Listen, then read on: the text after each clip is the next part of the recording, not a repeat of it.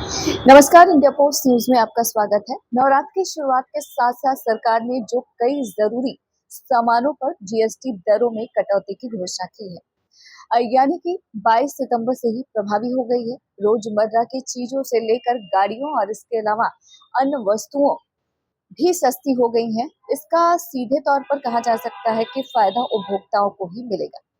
आपको बता दें कि दरअसल जीएसटी सुधार के तहत सरकार ने अब 4 की जगह सिर्फ 2 टैक्स स्लैब किया है, जैसे कि 5% और 18 ही रखा है। एक अलग से 40% का नया टैक्स ब्रैकेट भी तय किया गया है, जो अल्ट्रा लग्जरी सामानों या फिर यूं कहें कि वस्तुओं पर लागू किया जा गया है।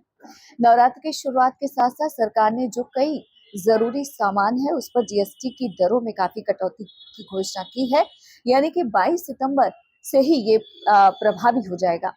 आपको बता दें कि रोजमर्रा की चीजों से लेकर गाड़ियों और इसके अलावा जो अन्य वस्तुएं हैं, वो सभी वस्तुएं सोमवार से सस्ती हो गई हैं। इसका सीधा फायदा उपभोक्ताओं को मिलेगा।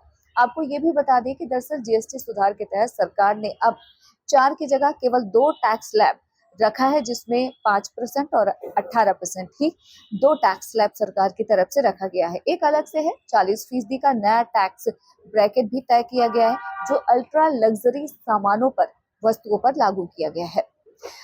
मध्यम वर्गीय परिवारों की अगर बात करें तो सीधे तौर पर उनको फायदा मिलेगा, जैसे कि खाद्यान्न, दवाइयाँ, रोजमर्रा की जो वस्तुएं हैं, जैसे कि जरूरी वस्तुएं जिन पर 5% की निचली दर से टैक्स लगता रहेगा, जिससे परिवारों के लिए अहमियत सुनिश्चित होगी। आपको ये भी बता दें कि इस बीच 12% की दर को हटाने के कई मध्यम श्रेणी के उत्पाद भी सस्ते हो गए हैं, जिनमें से मध्यम वर्गीय परिवारों की अगर बात करें तो उनको इससे सीधे तौर पर राहत मिलेगी। आपको ये भी बता दें कि वित्त मंत्री निर्मला सीतारमण का ऐसा मानना है कि सरकार द्वारा लागू किए गए नए जीएसटी सुधारों से टैक्स बोझ में बड़ी रियायत मिलेगी, बहुत राहत मिलेगी। अनुमान है कि इससे देश की जनता को लगभग 2 लाख करोड़ रुपए की बचत होगी।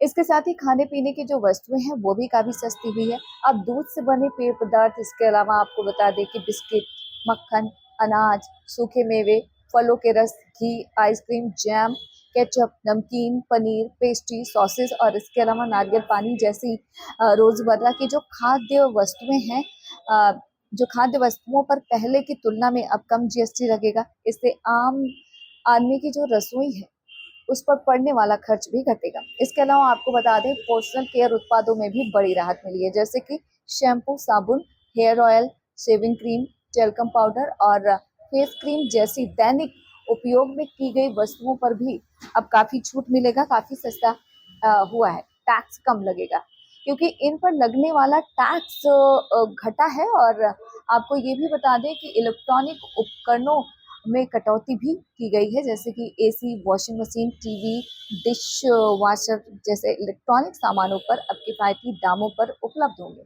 इसके अलावा जीएसटी दरों के चलते इन उत्पादों पर लगने वाला टैक्स कम किया गया है।